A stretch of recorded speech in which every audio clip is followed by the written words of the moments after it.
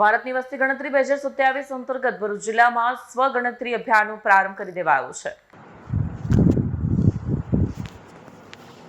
અભિયાન અંતર્ગત ભરૂચના ધારાસભ્ય રમેશ મિસ્ત્રી તથા ઇન્ચાર્જ અધિક જિલ્લા મેજિસ્ટ્રેટ પાર્થ જયસ્વાલે સત્તાવાર પોર્ટલ પર પોતાની વિગતો ભરી સ્વયંભૂ ભાગીદારી નોંધાવી।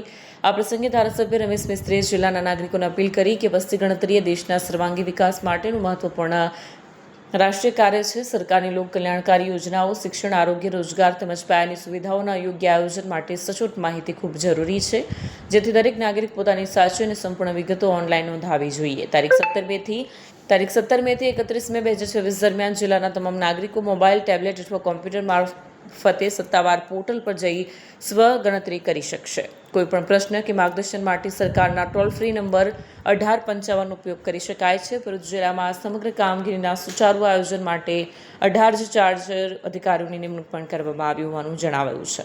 વિડીયો જર્નાલિસ્ટ વિરેન્દ્ર પાટીલ સાથે સત્ય ટીવી ન્યૂઝ ભરૂચ।